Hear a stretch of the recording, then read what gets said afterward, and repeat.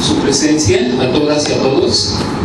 Esta es una conferencia de prensa que convoca la Federación Mexicana de Educación Sexual y Sexología, Asociación Civil, y les agradecemos a los medios de comunicación antes que todo por su presencia, y vamos a presentar. ¿Hay alguien del hotel aquí, por favor?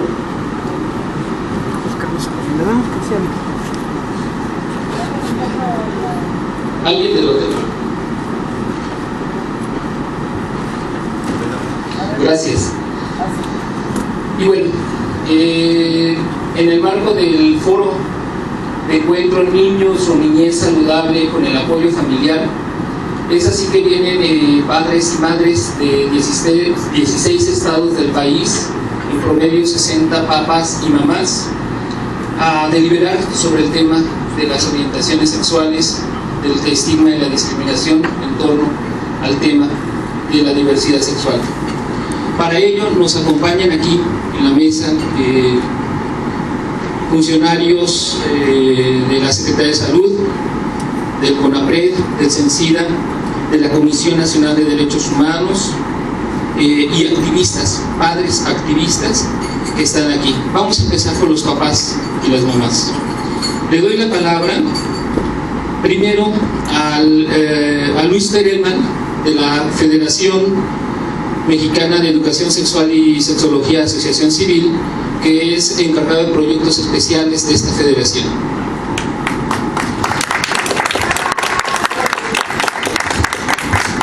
Muchas gracias, buenos días, perdón por el tono agudo del principio, pero ya cambiamos.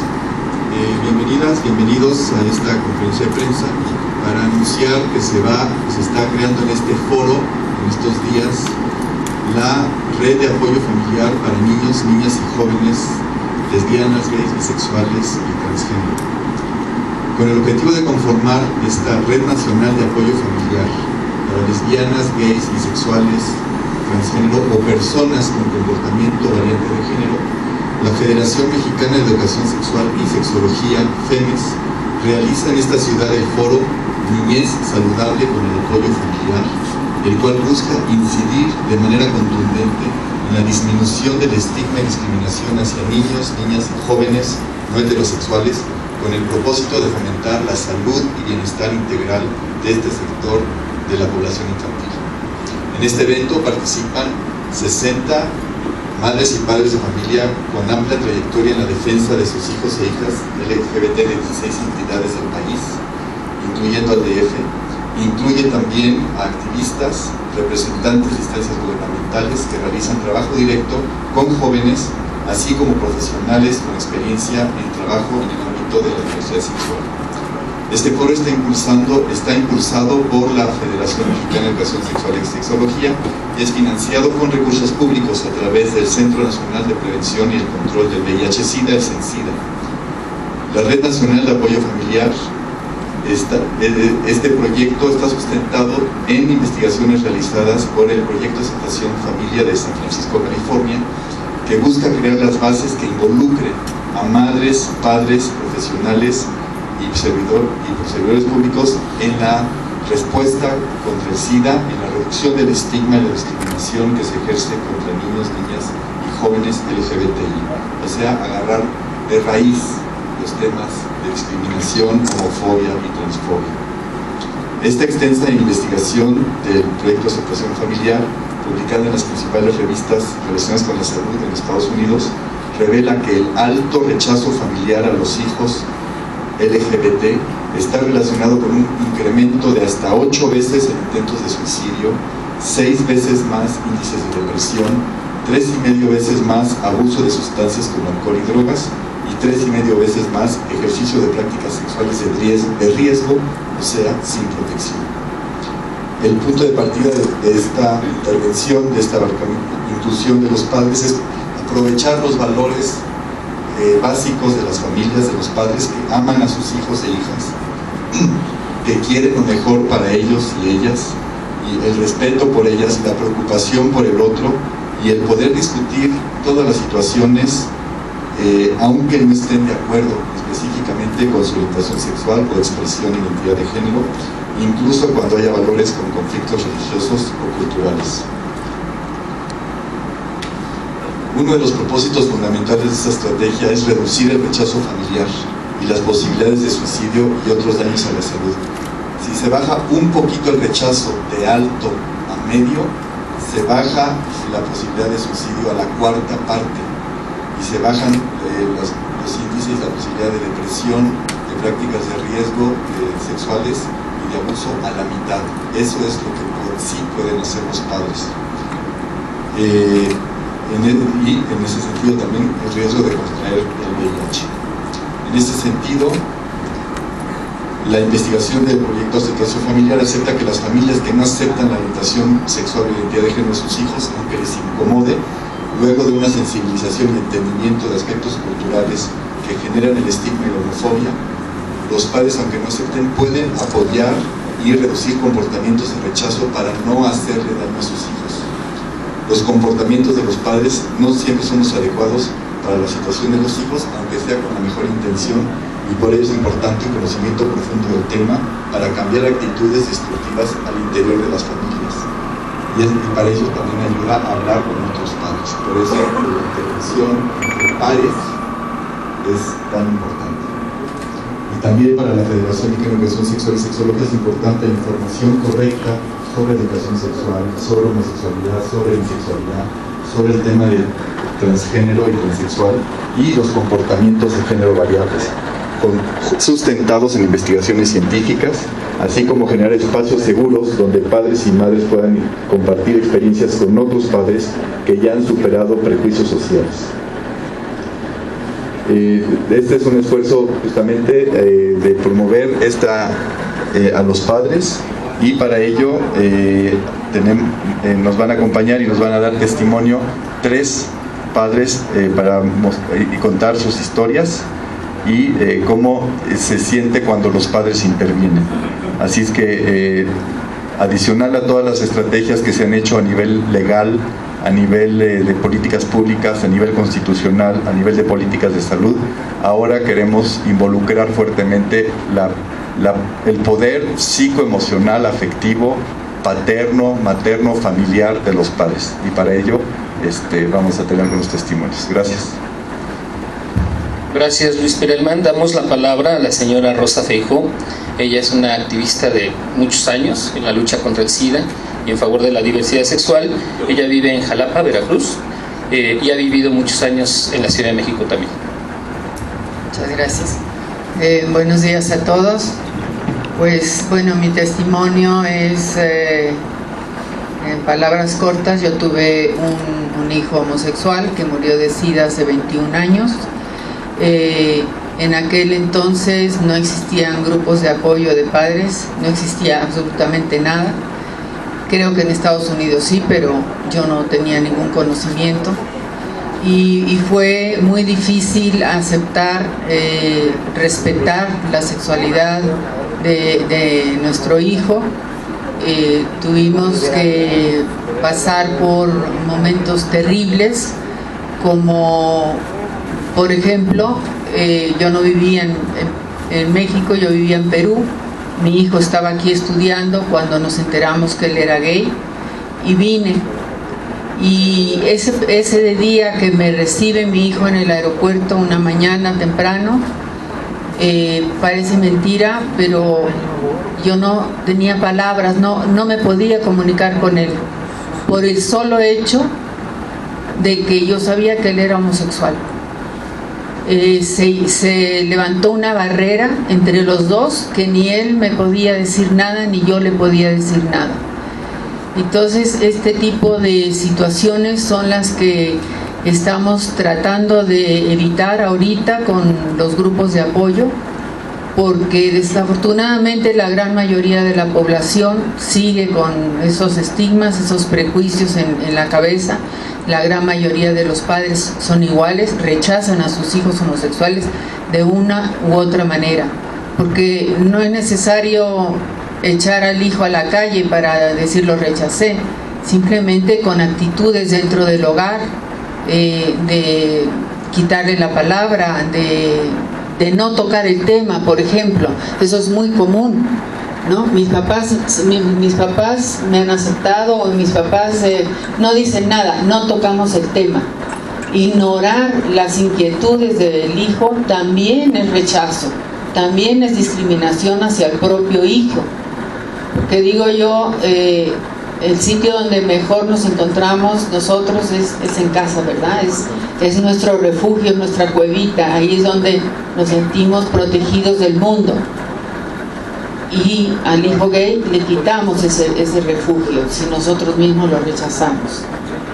Entonces esto es lo que estamos tratando en esta congreso, esta reunión, de conocernos a nosotros mismos, a todas las mamás, entre nosotras, papás también, para formar una red. Bueno, se le llama una red, pero es un conjunto de personas que vamos a empezar a comunicarnos desde ahora en adelante para seguir ayudando no solamente a nuestros hijos, sino también a cualquier otro padre que se acerque a nosotros, tener más herramientas para ayudarlos, tener más herramientas para ayudarlos incluso políticamente, ¿no? Como grupo de apoyo a la comunidad LGBT. Termino nada más diciendo que a muchos padres les parece una tragedia tener un hijo gay, y para mí, y sé que para muchos de todos ustedes, para mí fue una bendición tener un hijo gay, porque me cambió totalmente la vida para mejor. Yo me siento hoy mejor persona de lo que era antes de saber que mi hijo era gay. Muchas gracias. Gracias, Rosa Rincón, sin duda una mujer que ha hecho grandes cosas en México, ha producido 2 libros respecto al tema. Le doy la palabra a la señora Mónica Núñez. Ella viene también, es una activista en favor de los derechos de su hijo. Ella viene de Tijuana y de Guadalajara. Hola, buenos días. Yo soy Mónica, soy originaria de Guadalajara, pero vivo en California y trabajo en Baja California en el activismo. Y lo que quiero compartir un poquito es la historia de mi hijo menor. Yo tengo 3 hijos, el mayor es hombre, tengo la del medio, que es una niña, y el menor de mis hijos es un niño transexual. Cuando él nació, biológicamente niña, yo estaba muy contenta porque siempre deseé tener muchas hijas. Él era mi segunda hija. A partir de los 2 años más o menos, él empezó a demostrar un comportamiento de género diferente, o sea, se comportaba completamente como si fuera un niño. Con la falta de información que yo tenía en ese momento, en nuestra cabeza nosotros asumimos que iba a crecer y se iba a identificar como lesbiana, como homosexual, cosa con la cual no teníamos ningún problema hasta ese momento. Él crece siendo un niño feliz, es un niño muy expresivo, es un niño que demuestra mucho asertividad en quién es, pero más o menos como a los 7 años yo me empiezo a dar cuenta que no creía que fuera su orientación sexual. Empecé a dar cuenta que iba mucho más allá, que era parte de su identidad. Entonces empiezo a averiguar, empiezo a buscar recursos, empiezo a buscar información, y en ese momento conozco que los niños transexuales existen. Espero a que él diga algo. A los 12 años, después de haber pasado por un proceso más o menos como de 1 año muy difícil, porque la pubertad lo empieza a llevar a una depresión, y cuando ya realmente él me dice: mamá, si soy un niño, empezamos a buscar los recursos.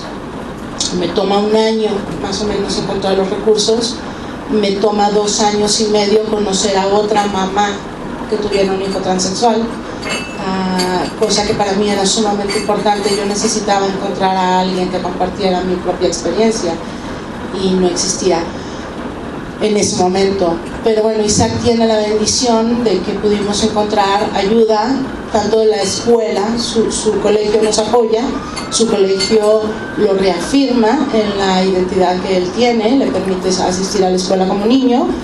Encontramos médicos que nos ayudan a hacer una transición hormonal temprana, y el resultado es que ahora Isaac tiene 20 años, es un hombre. Él decide a los 13 años compartir su historia y intentar ser un modelo para otros niños como él, y ahora es un hombre de 20 años, es estudiante, es muy feliz, y me siento yo muy satisfecha de haber logrado mi meta como madre, de lograr criar a un hijo adulto responsable y feliz, con el apoyo de muchísimas asociaciones, tanto educativas y médicas. Y entonces, como padres, Arturo y yo decidimos empezar a ser activistas, porque creemos que es muy injusto que para que la sociedad esté cómoda tengamos que sacrificar a los niños, como en el caso de la mayoría de los niños que no son aceptados, y no son aceptados por una percepción social de que están mal. Y esa es nuestra historia. Muchas gracias, Mónica Núñez, activista en favor de los derechos de su hijo. Ahora presentamos al señor Alejandro Gutiérrez López, también activista en favor de los derechos de su hijo. Él viene de Zacatecas y de Aguascalientes. ¿Qué tal? Buenos días. Mi nombre es Alejandro Gutiérrez, soy activista, papá de un hijo gay. Definitivamente nosotros los papás tenemos la responsabilidad de nuestros hijos. Si empezamos con la discriminación dentro de la casa, ¿qué les espera a nuestros hijos afuera? Por eso hemos decidido, mi esposa y yo, apoyarlo al 100% porque lo amamos. Él no tomó la decisión de ser gay. Él nació así y nosotros hemos fortalecido su carácter. De hecho, él es activista actualmente en lucha en contra del SIDA, para que crezcamos todos juntos, ¿no? Por eso es importante que los padres, nosotros como papás, tenemos la fortaleza de hacer crecer a nuestros hijos. ¿Cómo? Pues solamente queriéndolos, apoyándolos en lo que ellos desean ser y hacer. Es un proceso difícil, definitivamente. Nosotros hemos vivido ya 5 años en el trabajo y hemos tratado de erradicar ese estigma que se les pone a los muchachos o a las muchachas y tratar de evitar la discriminación que se está ejerciendo actualmente. Y esto, con la ayuda de nosotros, definitivamente, como dice Luis, vamos a acabar con ese crecimiento de muertes de los hijos por malos encauzarse el mal camino, ¿no? Entonces, si nosotros apoyamos a nuestros hijos, definitivamente vamos a tener mucho más jóvenes cuidándose, teniendo relaciones sexuales con cuidado, y que el SIDA deje de existir en algún momento. Les agradezco mucho. Gracias al señor Alejandro Gutiérrez, activista en favor de los derechos de su hijo. Ahora le damos la palabra y le agradecemos mucho a las instituciones que están aquí, porque es verdaderamente importante que las instituciones de gobierno, los órganos autónomos estén en estos procesos. Le damos la palabra al licenciado Daniel Ponce Vázquez, del CONAPRED, del área de educación. Pues muy buenos días tengan todas y todos ustedes. Muchas gracias y un saludo respetuoso a los integrantes de la mesa, representantes de la Comisión Nacional, a los colegas de Sencida, y también efectivamente a la Federación Mexicana de Educación, Salud Sexual y Sexología por esta invitación, y por supuesto también un saludo respetuoso a doña Rosa, a doña Mónica y a don Alejandro por su testimonio en favor de los derechos de las personas, independientemente de su orientación o preferencia sexual. Ciertamente nuestro país tiene un nuevo andamiaje jurídico. Tenemos una constitución que en su artículo 1 prohíbe expresamente la discriminación por motivo de la preferencia sexual. El año pasado el presidente de la República decretó el Día Nacional contra la Homofobia. Tenemos efectivamente un marco jurídico en materia de derechos humanos, la reforma constitucional en materia de derechos humanos más fuerte de la historia de este país, en donde los tratados internacionales en la materia son homologables con la Constitución. Sin embargo, como bien lo han señalado, culturalmente, socialmente, las instituciones mismas discriminan e impiden el libre ejercicio de todos los derechos de las personas en razón de su preferencia, orientación y identidad sexogenérica. Es por eso que iniciativas como los de la red nos alientan a continuar buscando los mecanismos de coordinación, y con Luis hablamos. A propósito, Luis es también miembro distinguido de nuestra Junta de Gobierno del Consejo Nacional para Prevenir la Discriminación, nos honra con su aporte y consejos y orientación, en el sentido de que necesitamos trabajar en todos los frentes. Y ciertamente las familias son un núcleo importante, regresaré a ellas, las escuelas, las iglesias, las instituciones de la sociedad civil, las empresas. Nuestro marco jurídico actualmente, a partir de la reforma de abril del 2014, hace que los elementos de la discriminación sean también homologables a las empresas privadas. Es un logro, pero a la vez un reto, porque podemos tener marcos jurídicos muy fuertes, pero si no cambia la sociedad, poco tenemos como capacidad de poder empujar los cambios globalmente. La familia o las familias, tenemos que reconocer que también somos un país diverso en la configuración de las familias, es el núcleo primero donde los niños aprenden y las niñas aprenden a socializar. Si ahí efectivamente, como se señalaba, es el lugar donde aprenden a odiar, donde aprenden a discriminar, como decía don Alejandro, ciertamente podemos esperar poco en el resto de las instituciones. Tenemos que colocar como sociedad en el centro, si colocáramos en el centro de la sociedad, de los planes gubernamentales, de la acción pública, los derechos de la infancia, evidentemente nuestro país sería otro. Si pensáramos que el centro fundamental es que los niños puedan ejercer sus derechos y sean felices, porque eso, a final de cuentas, si me preguntan cuál es la esencia fundamental en el campo de los derechos, es que los niños y las niñas sean felices, y eso lo queremos todos, ¿no? Que nuestros niños y niñas sean felices. Es por eso, fíjense que nosotros siempre afirmamos que no puede haber un México en paz. Nos referimos no solamente a la ausencia de un conflicto, digamos, bélico, un conflicto que implique seguridad pública, fuerzas armadas, sino la paz que se da, la no violencia activa que se tiene que dar en las familias, en las escuelas, con este fenómeno del acoso, del bullying, en la calle, tiene que ver mucho con esas prácticas de respeto y reconocimiento a la diversidad de los otros. Y fíjense que tendríamos que resignificar este concepto de tolerancia que nos propone la UNESCO. Lo hemos vulgarizado, es decir, tolerar es como te soporto. Y la UNESCO dice, tolerar es el pleno reconocimiento del ejercicio de los derechos de los demás, aunque no estemos de acuerdo con sus creencias o sus convicciones. Si efectivamente esa es la tolerancia que tendríamos que, sobre la cual avanzar, estaríamos en una sociedad de respeto a los derechos de los demás. Permítame decirles que no bastan solamente las buenas intenciones. El Programa Nacional para Prevenir y Eliminar la Discriminación, que está publicado en el Diario Oficial, por cierto, es un documento oficial, contiene 6 líneas de acción que me permitiré leer de manera muy sucinta y rápida para señalar que son obligación transversal de todas las dependencias y de todos los servidores públicos federales, en el sentido de impulsar acciones contra la discriminación por orientación sexual e identidad de género. Se los leo de manera muy sucinta. Primero, promover acuerdos con los medios de comunicación para respetar a las personas independientemente de su orientación sexual e identidad de género. 2.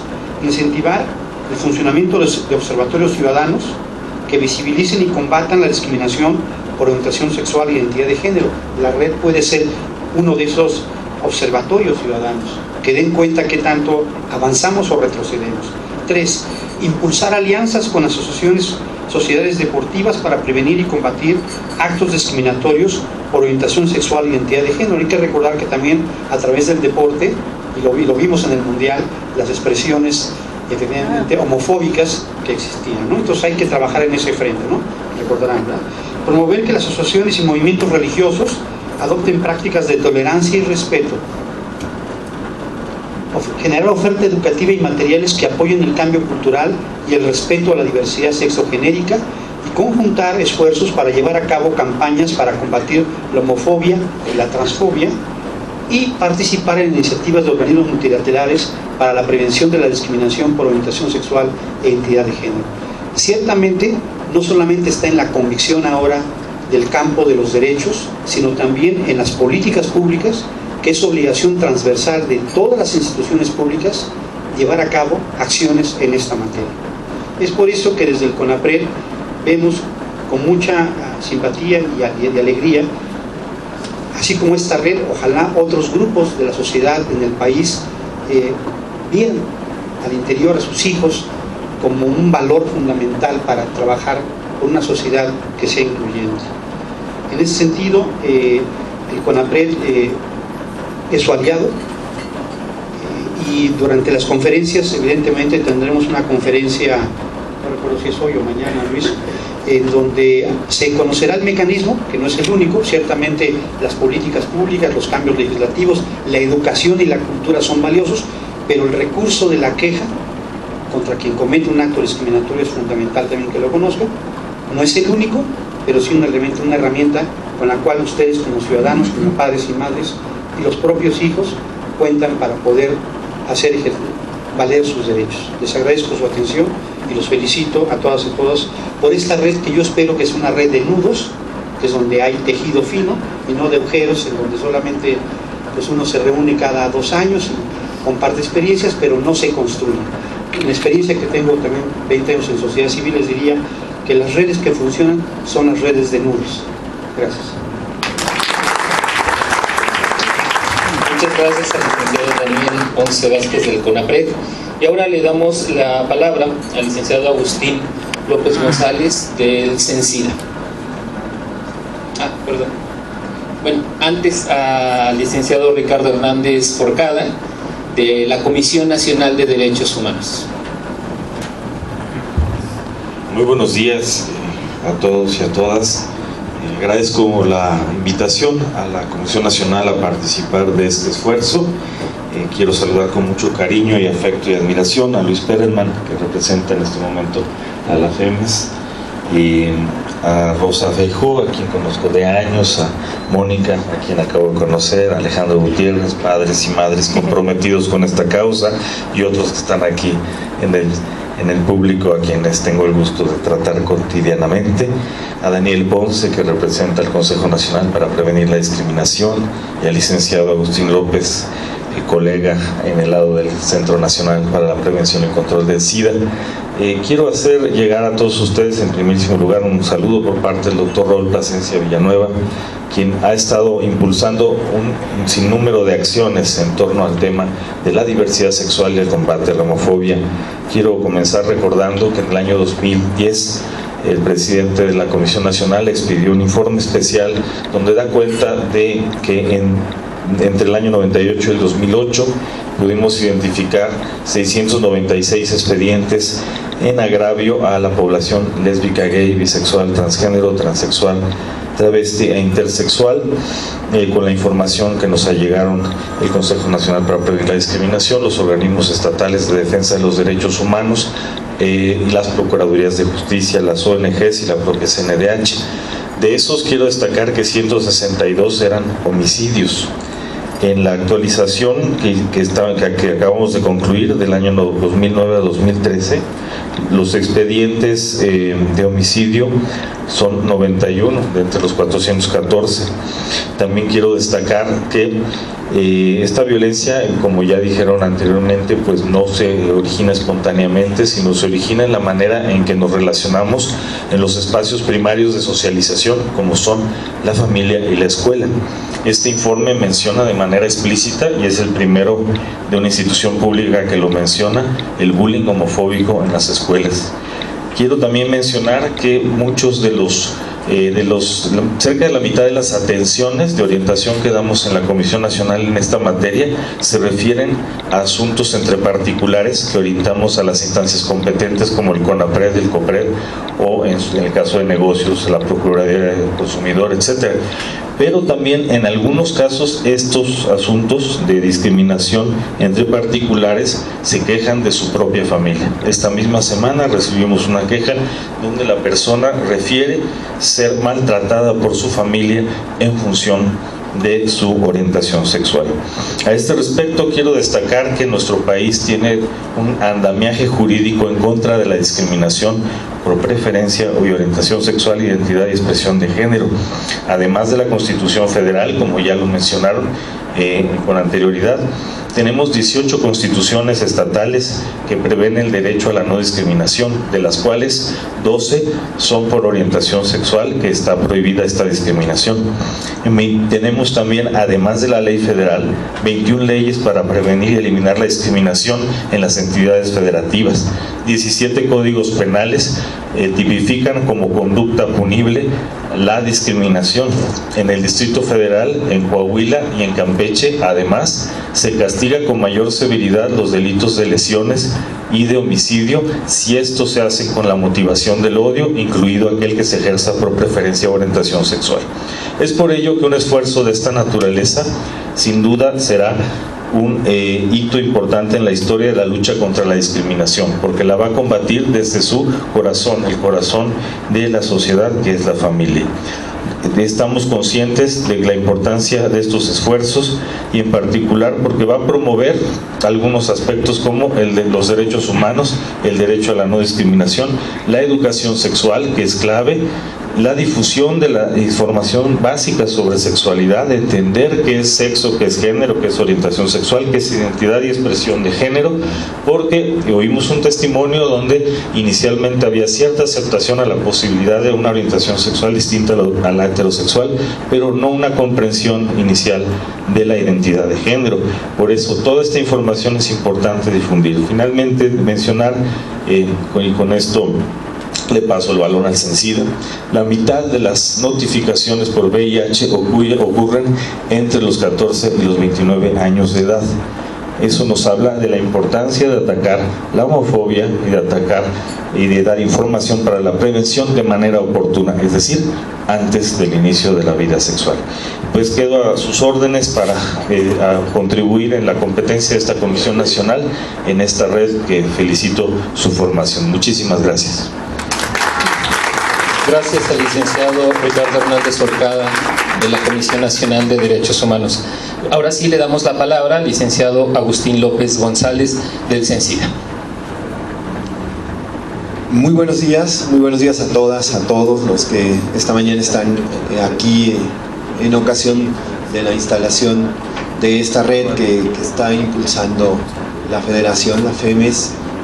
Desde luego reconocer siempre el trabajo en el liderazgo de FEMES que tiene Luis Perelman, y bueno, no solo en la FEMES, sino desde luego para muchos otros que hemos por ahí estado estudiando diversas cuestiones sobre salud sexual, salud reproductiva, los textos, las colaboraciones que FEMES y desde luego Luis tienen, bueno, son, creo yo, muy orientadoras y han sido indudablemente una contribución importante a las discusiones que hoy este país puede tener en esa materia.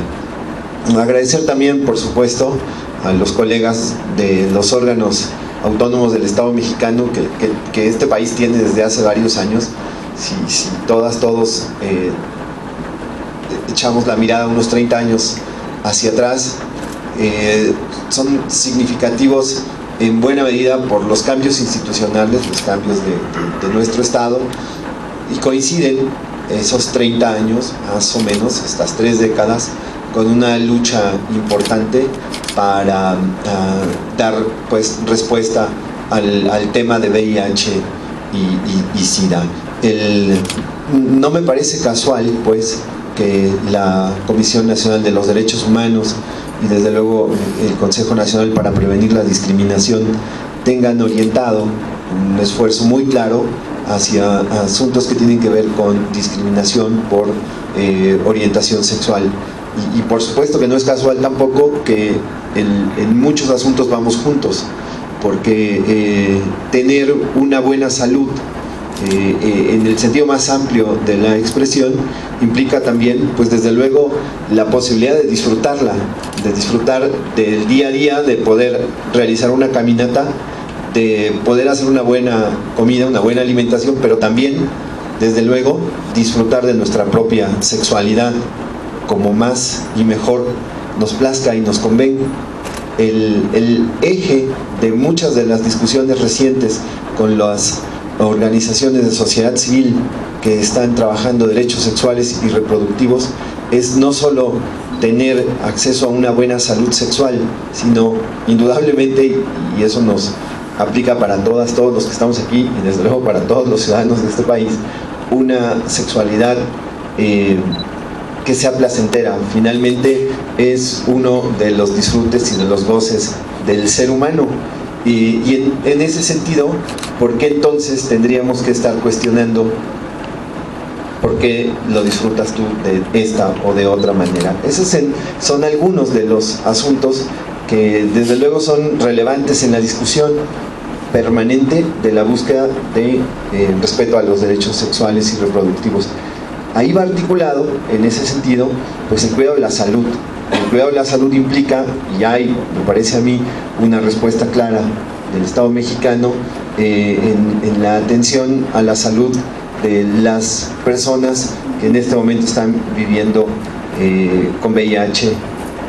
Son, desde luego, también esfuerzos que permiten identificar poblaciones clave.